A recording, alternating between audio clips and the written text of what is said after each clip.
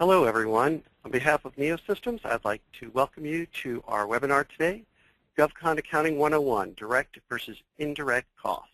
This is the first in our series of GovCon Accounting 101 webinars. Quick look at our agenda today. I'm going to do a brief introduction about Neosystems, then get right into the cost and pricing principles. Then we'll dive into the direct costs. We'll look at indirect costs, and then we'll open it up to your questions. Of course, at any time if you have a question during the webinar, just type your question in the question box. At Neosystems, we're proud to say, grow ahead, we've got your back office. At Neosystems, we provide strategic back office services. These include accounting, HR, and IT. And forming an intersection of these three is your infrastructure, your ERP system, and that's where our consulting services come in, because we can provide the insight of where these three services come together. At Neosystems, we have 500 companies representing over 32,000 employees in our private, secure cloud. With me today, I have Sean Chen. Sean is our Vice President of Client Services. He has close to 20 years of experience in accounting and financial management, focused on government contracting. He provides the strategic financial management advice to our clients, as well as overseeing the day-to-day accounting operations for our clients. As I mentioned, I'm Brian Giblin. I'm a product manager here at Neosystems, and I work with our clients and other people in the industry to understand your business challenges so that we can develop solutions that can let you be more effective in your day-to-day operations. I'd like to open it up to a poll at this point so we can learn a little bit more about you. You're attending this webinar, so we'd like to know, what is your biggest challenge for GovCon accounting? Are you working with pricing out proposals and want to get them accurate in a compliant manner, knowing what compliance requirements apply to you? Are you concerned whether your staff has the expertise needed, and how could they get the training they need to be fully compliant with GovCon accounting? What about your accounting system itself? Is it meeting your needs? As well as the lack of comprehensive view into your financial performance. Are you tracking your project costs so you know which projects are profitable, which ones are providing you with some challenges that you need to get focused on, or are you having broader issues with your managing your costs and delivering to your clients? See, the results are coming in. I'll give you 5 more seconds. 4, 3. Every time I start counting down, I get a lot more responses. 2, 1. Close the poll. Very interesting. I'm not surprised, though, because winning new business is an important part, and not only winning new business, but winning profitable business is an important part of being a successful government contractor. So 36% of you came in with pricing out your proposals in an accurate, compliant manner. And knowing which compliance requirements apply to you, as well as having the staff who can provide that GovCon expertise. Very interesting results. I'll turn it over to Sean Chen, who will take us into the meat of our webinar as we get into those direct and indirect costs. Thank you, Brian, for the introduction, and thank you, everyone, for joining our webinar today. And like Brian mentioned, we'll have a session, about a 5 or 10-minute session for questions at the end of the webinar. So the first item that we'll get into is basic cost and pricing principles. Obviously, knowing the difference between direct costs and indirect costs and how to allocate them out throughout your company and your accounting system will obviously affect pricing, how you price out your RFPs, and knowing those differences can really affect, like Brian said, whether the contract that you're awarded will be profitable or not. Knowing the difference between direct costs and indirect costs also affects the day-to-day operations within the company. If you have incorrect indirect rates and you want to make a business decision on either making an internal investment, that could cost you in the long run as well. Obviously, invoicing, sometimes if the invoice is incorrect, the government will reject that, and which would obviously slow down cash flow. And then ultimately winning new business. If your rates are too high, chances are you're not going to be winning the RFP that you're going after. So the first item that we'll get into is misrepresenting costs. On the direct side and the indirect side, falsifying, concealing, or covering up your costs through either statements or representations of costs that are incurred within your accounting system, or making or using any false writing or documentation. A lot of times, small government contractors really don't know the difference if they are falsifying or concealing costs, because they just might be doing that unintentionally. For instance, I'll give you an example where you could have a contract that has multiple tasks within that contract. And let's say an employee of yours is working on task 1 and that task has a specific scope of work, but it's basically run out of funding, and you're having that employee move labor out of that one particular task and putting it into another task that has a completely different type of scope of work. That's pretty much falsifying costs. Now, penalties for that usually include fines or a review of your contract with the government. Very rarely does it include imprisonment. Obviously, if you've been misrepresenting costs for a number of years and you've been billing the government for a number of years knowing that you're misrepresenting costs, that could ultimately lead to that type of penalty. So direct costs, the definition of direct costs are found in your FAR section 31.202. FAR is Federal Acquisition Regulations, for those of you that don't know.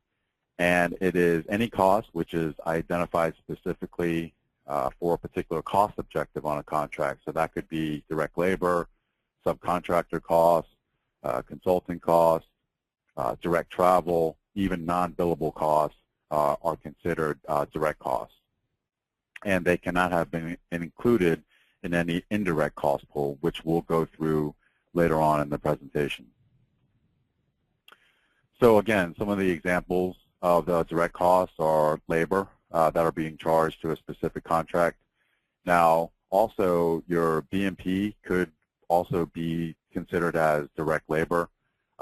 We've already gone into direct travel, some of your consultants, subcontractors, and for those that use materials, materials charged to a contract are considered direct costs as well.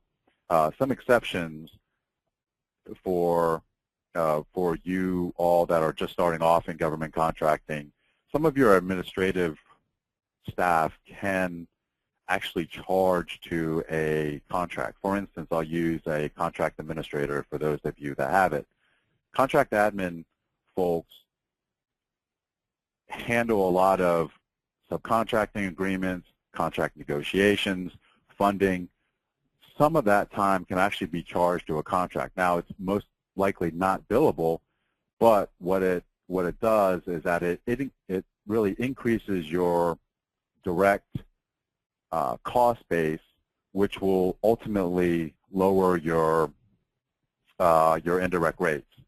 And a lot of what we do here is really advise companies on how to structure their indirect rates so that it's most advantageous for the company.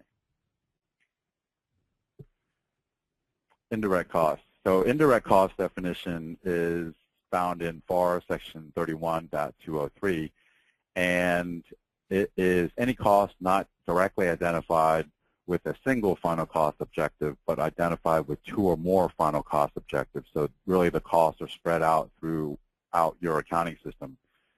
It's after direct costs have been determined and charged directly to the contract, basically all other costs that are remaining will be allocated out to your indirect cost pools. For the purpose of the webinar, we will just go through really the 3 most basic indirect rates, which are fringe benefits, your overhead costs, and your general and administrative costs, or G&A costs. The rate calculation is up above, and if you're able to determine what your indirect cost pool is and following a DCA compliant type structure, your indirect cost base will give you basically your indirect rate for one or all of your indirect cost pools. First rate that we'll go through are your fringe benefit costs. So this is really what you're offering to, if you're a professional services contractor, this is really what you're offering your biggest resource, which are your employees. So it's any employer paid payroll tax, employer provided insurance such as health, dental, vision, your paid time off or PTO. That will also include sick leave, any comp time that you have that you offered your employees, and any other type of leave benefit. And then other employee benefits, which we'll get into the next slide. So the employer portion of your FICA, Social Security, and Medicare, your federal and state unemployment insurance, workers' compensation insurance. We already went through health and life insurance. We went through the PTO. Now your holidays, depending on some contractors and companies have they follow the federal government holiday schedule, and some have their own schedule. Your 401k match and your bonus payouts. Now the bonus payouts have an asterisk by them because I've seen, and we work with some clients that have their bonus payouts in G&A, some of them in overhead, and some in fringe benefits.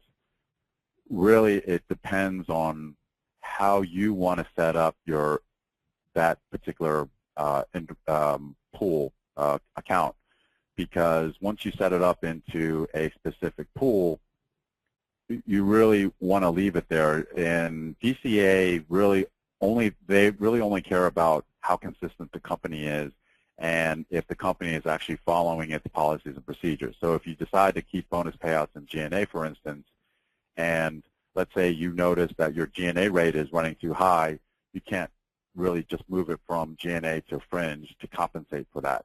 That would be going back to that misrepresenting costs and really manipulating how your rates look based on the costs incurred. So the fringe benefits cost base, which is really in definition of all your total labor.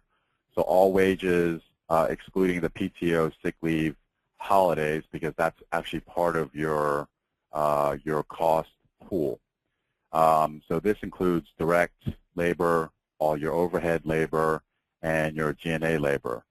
It also, fringe gets loaded also on top of your business development, your B&P, and if you have independent research type contracts, it'll also get loaded on top of that labor, and any other material handling labor if you have materials or a rate such as that.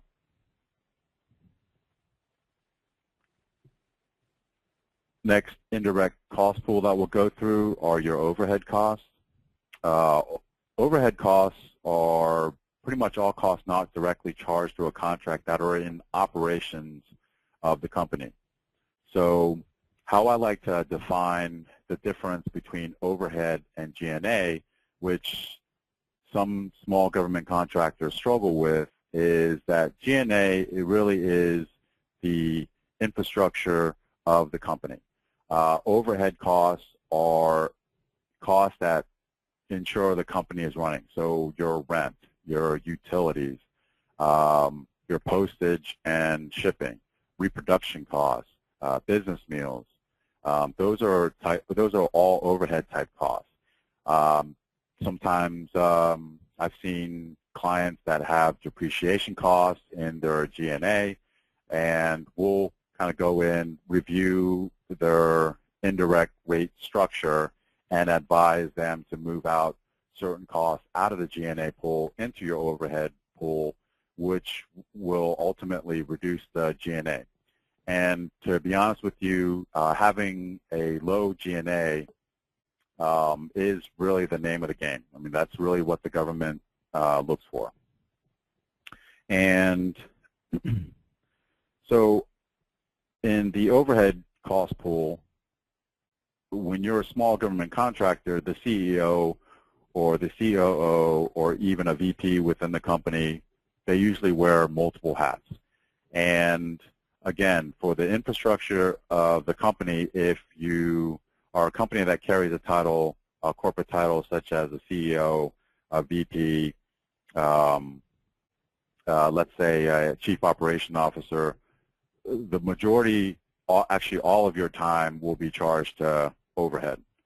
I'm sorry, G&A. Now, if you are a project manager or a supervisor and you're not charging your time to a specific contract, then you'll be charging the majority of your time to overhead. There are some exceptions, of course, where, for instance, like let's take the HR folks. HR folks work on corporate infrastructure, and they also work on helping employees. So they're actually able to split their time out in whenever they work on corporate functions, they'll charge their time to G&A. Whenever they help employees or benefits type functions, then they can actually charge to the overhead. So in some instances, some of your administrative folks can charge the overhead as well.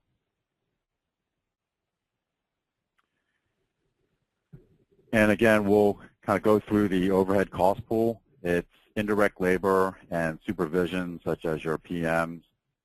Employee-related expenses are the training costs for your employees and any indirect travel that they might incur, and then also indirect materials, which are, you know, for instance, office supplies, postage and shipping, and reproduction costs.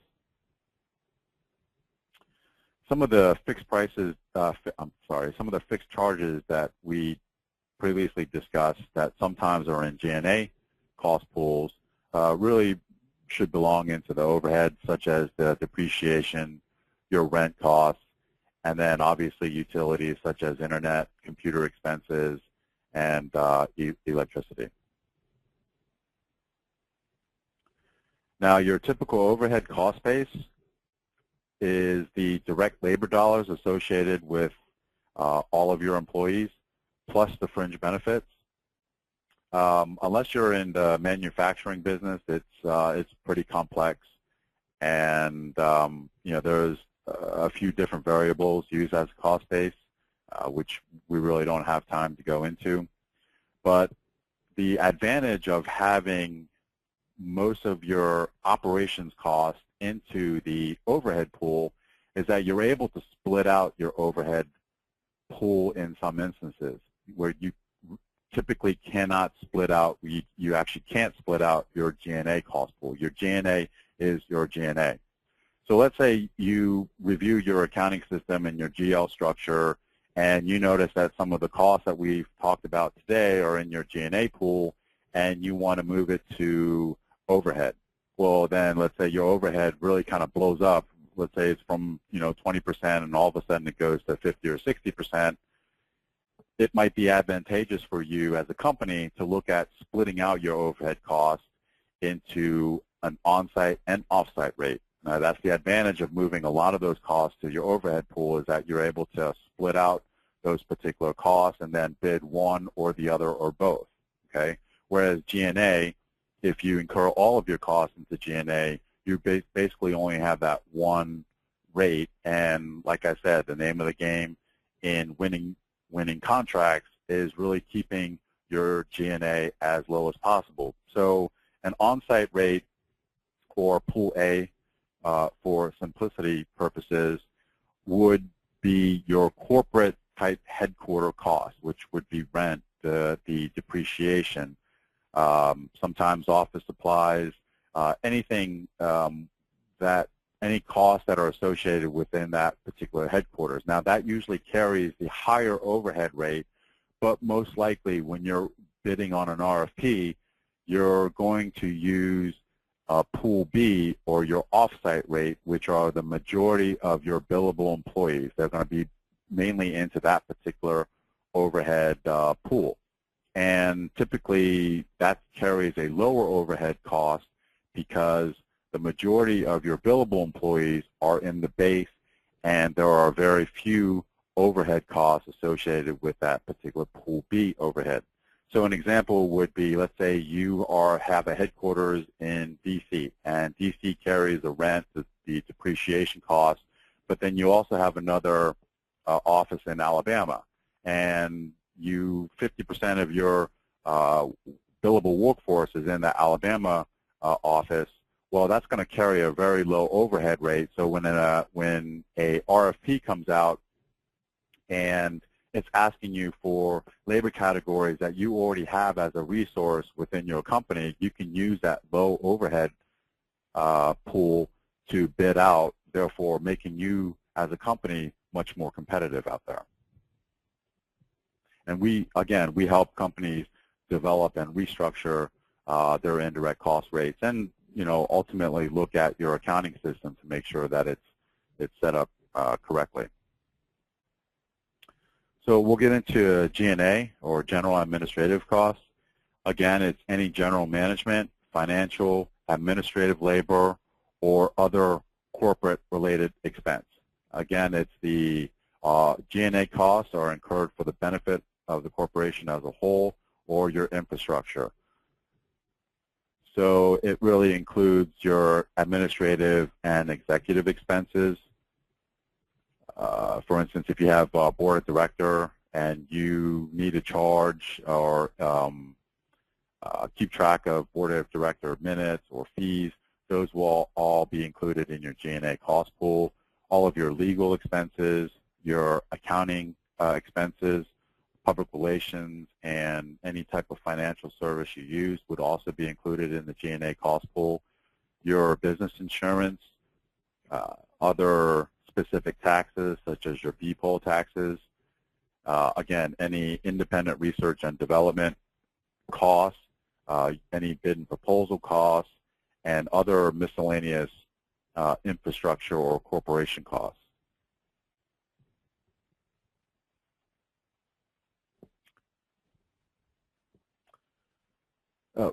Let me go back one slide, actually. As a small company, we've seen clients that would actually purchase a townhome and put that expense on their books. And what that does is that it obviously increases your G&A rate so that you're really out of the competitive range. But keep in mind, folks, that the government looks at your G&A costs more closely than they do with your overhead and fringe. And it's mainly because, again, it's how you operate as a corporation, what your infrastructure looks like. So if they see a $500,000 townhome, they're not going to pay for it. Basically, you're developing these rates so that you can recover those costs when you bill the government. That's how you come up with a particular bill rate, or that's how you come up with how much it's going to cost the company to perform a specific type of service. Now, charging townhomes or buying a car and putting it into your books as a G&A cost, the government won't pay those. And ultimately, it'll hurt your company because it'll keep your G&A rate very high. Your G&A cost base is essentially total cost input. So it's every single cost excluding your G&A expenses, obviously. And examples are all your direct costs, your total fringe, and overhead costs combined. That also includes, all of your direct costs includes not only just direct labor, but also your subs, direct travel, and consultant costs. Now, before I go on the rate build-up, I don't know if some of you all have a material handling rate, but this is another area where sometimes a material handling rate is developed because an RFP states that what is your material handling rate, or how much are you going to load on subcontractor costs. And keep in mind that if you have a material handling rate that's developed, it really increases your G&A rate because you're stripping out your subcontractor costs, your consultant costs, and forming a new rate. So if you're struggling with high G&A and you do have a material handling rate, that could be one of the issues as to why your G&A rate is so high. So after going through what the direct costs and indirect costs are, how you build up a fringe rate, overhead, and G&A rate, then you ultimately get down to how much an employee costs the company and how you can price out a RFP or ensure that you're profitable within a contract once you have all that information laid out correctly. So in this example, we'll use a salary of an employee for $100,000. The raw labor broken out by 2080 hours is $48.08.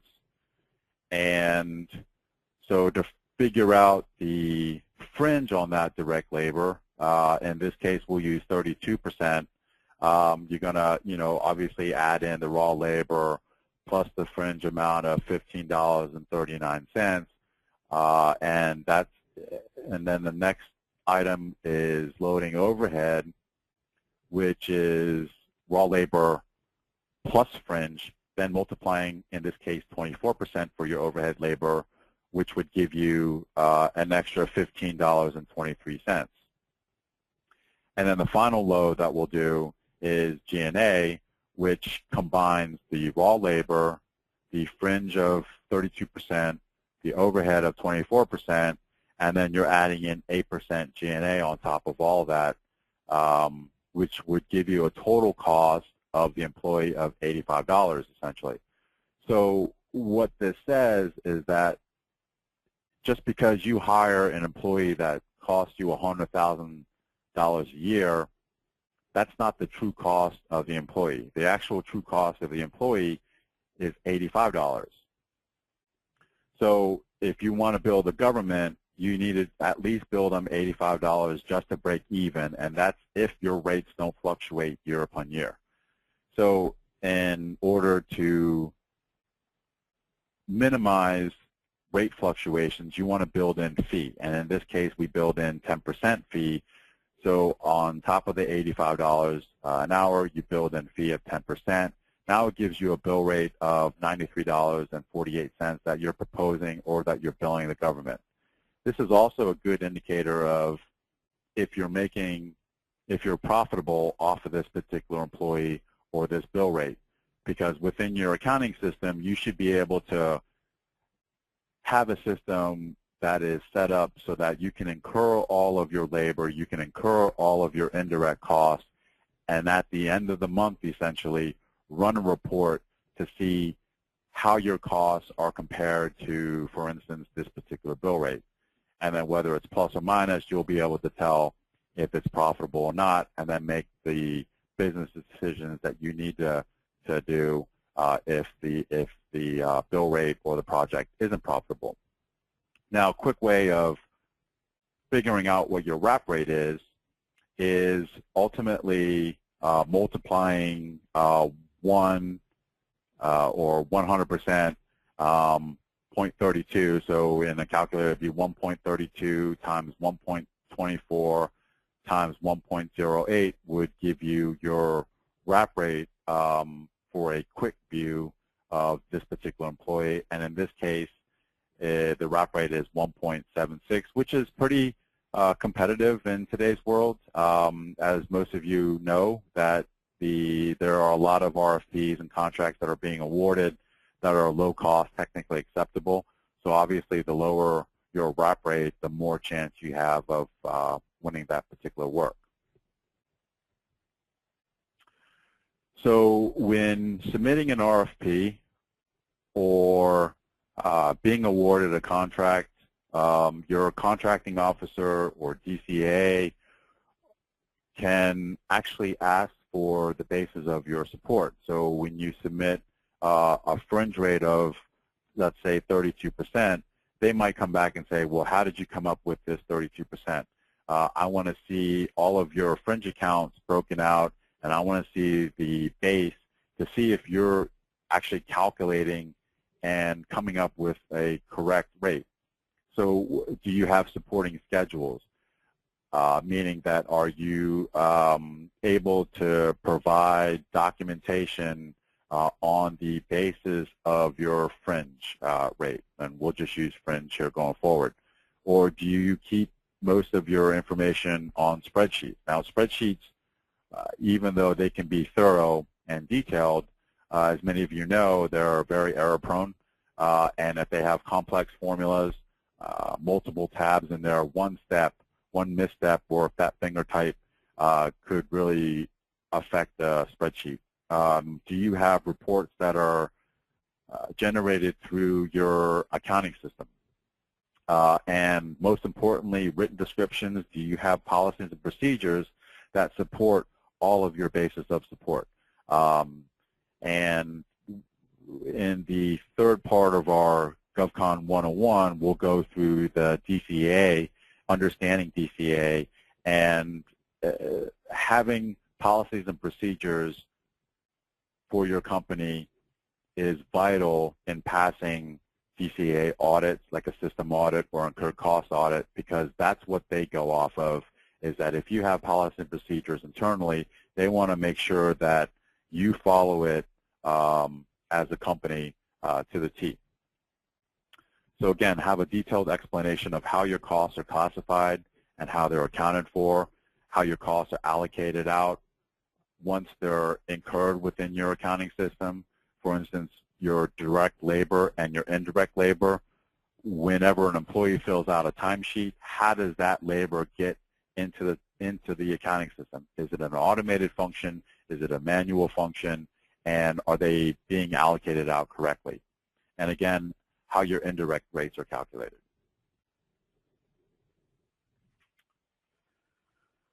So keys to cover yourself going forward, get everything in writing from the contract award, any correspondence from your contracting officer, any correspondence from DCA, from your CPA firm. Always brief your contracts, know your contracts in and out. In the second part series of contract pricing and types, we actually go into a little bit more about contract briefs. Make sure that you exclude any unallowable costs from submissions. So, for instance, if you want to book your townhome purchase, you can. Just make sure it's not an allowable cost that's being billed back to the government.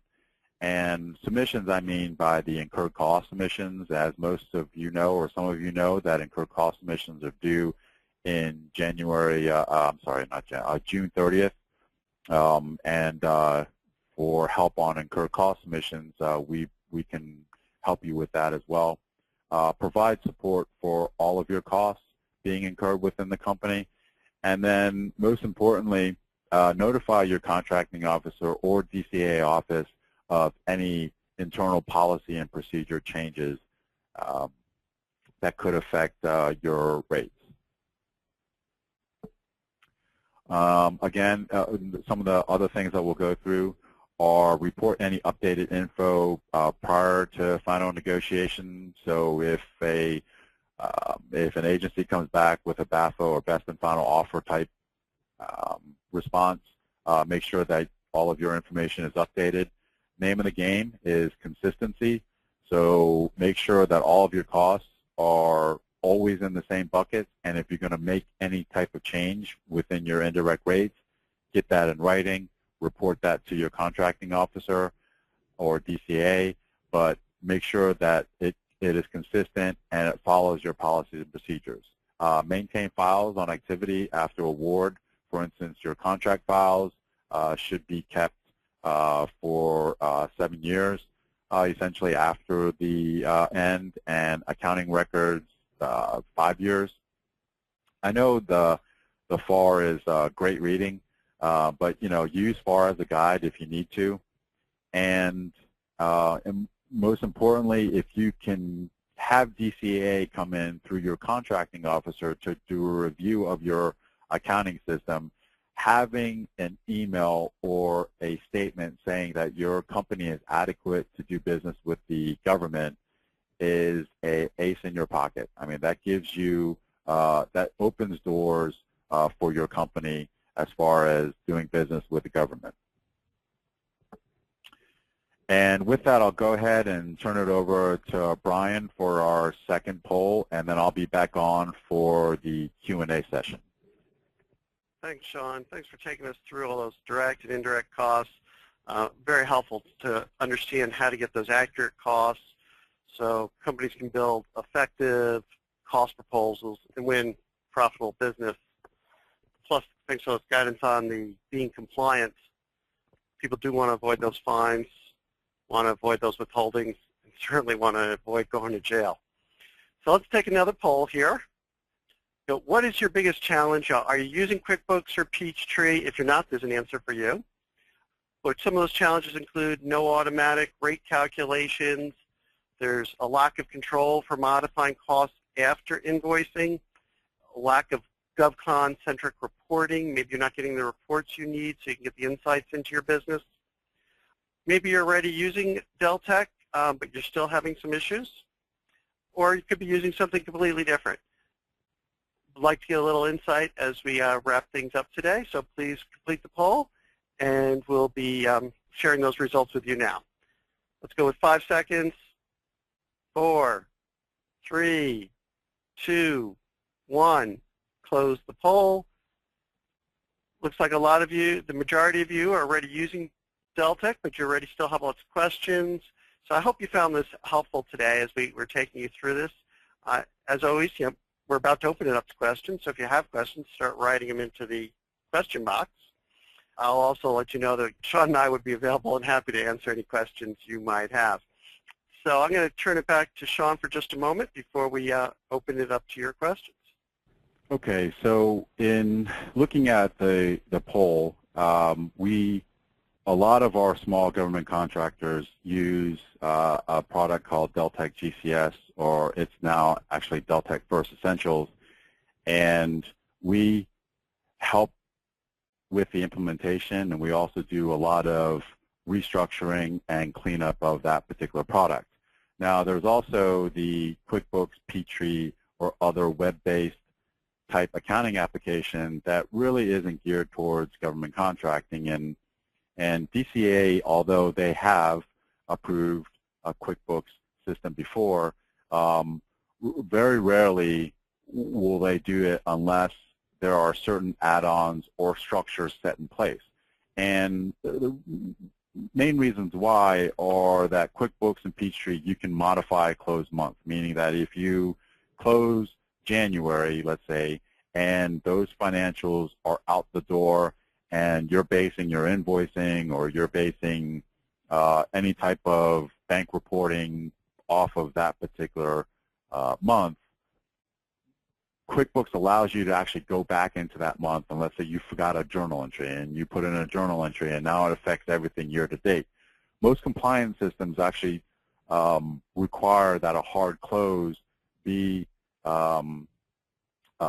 processed for that particular month, so that if you need to make an adjustment to a prior month cost, you do it in that current month, and that that there's an audit trail and there's record of that change being made.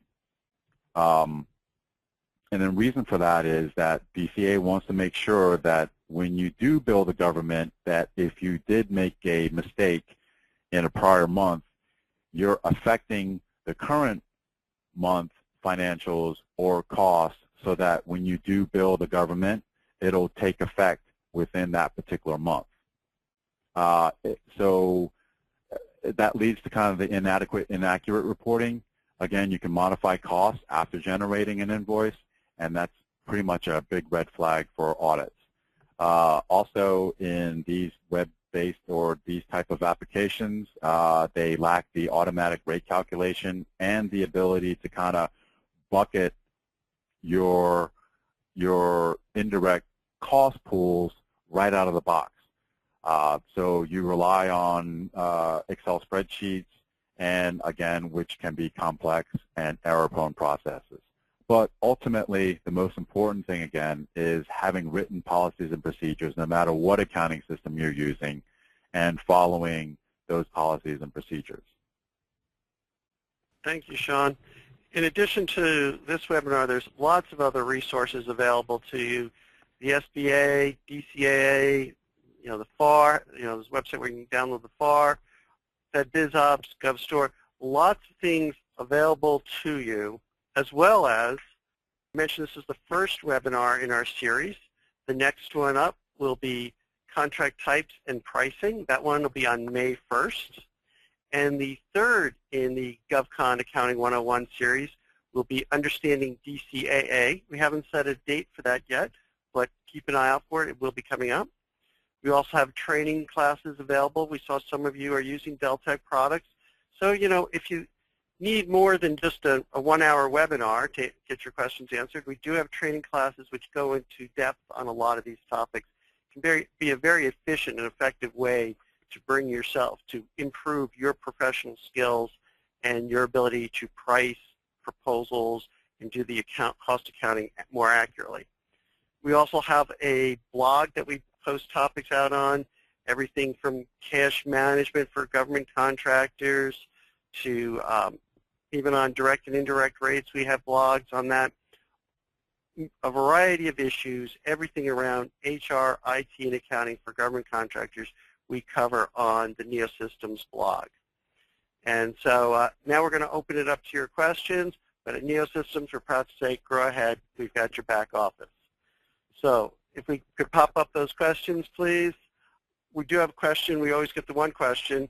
Will the recording be available? And yes, we will make this recording available to people who have attended today or who registered for the webinar, and we should have that available to you next week sometime at the latest. We also have a question, do bonuses have to be included in the indirect cost, or can they be left out completely? So the answer is yes, they have to be included in your indirect cost pool. Now, there's a difference between a distribution and a bonus, but if it's a bonus that you're offering to your employees, they can't be left out. It is an actual cost within the company that has to be recorded. The other questions aren't really related, and that's pretty much the only question. No, you were mentioning about wanting to keep the G&A rates low. Do you want to keep your fringe rate low to be competitive, or is it better to keep that high? How do rates? What is the government looking for in rates? I mean, because I know lowest price technically acceptable, but are there places where maybe a slightly higher rate would be advantageous? Typical fringe. All right. So typical fringe rates would range anywhere between the 30 to maybe low 40s. Up to like 40%. Okay. G&A really range can be between 8 to 12%. Anything higher would start to kind of raise a little bit of questions, or could kind of throw you out of the competitive range. I would say, day and age that we're in now, 15%, 16% G&A is typical for the smaller government contractors. Now, an overhead rate, just to let you all know, is a good cost pool and, I guess, a bucket to use for developing indirect rates or putting costs in. I mean, that's really kind of one of your, I guess, the best way to describe it is a play around type indirect cost pool. So again, if you can keep your rep rate between 1.5 to 1.8, you're in the competitive range. Okay, so next question is, when computing fringe, is the base all labor, including unallowable labor? So no, the base doesn't include unallowable labor. Next question is, what is the bonus? What if the bonus is in lieu of a rate increase? Can it be considered direct cost? So what I think you're asking is that instead of actually giving an employee a one-time bonus amount, you're including that particular bonus in their overall annual salary. So if that's the case, then that annual salary is based off of hours, and however many hours that that employee charges to, whether it be a contract or an indirect labor account, it would still be considered as direct cost. So the answer is yes, because it's already wrapped into their hourly salary rate. Next question is, how do you know if your wrap rate is competitive?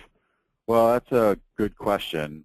In some industries, for instance, in the intelligence industry, I know that a competitive wrap rate is around 1.5. If you can get under 1.5 times an employee's rate, you're going to be very, very competitive. Within the company, you should know who your competitors are. Also, in talking with maybe incumbents,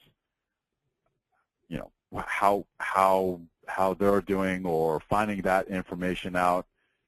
You'll also know through your RFP briefings when an award does get awarded, and if you're on the losing side, you'll be able to get that type of brief. Your cost is too high, or your cost was too low. The more RFPs that you submit out, the more briefs that you get.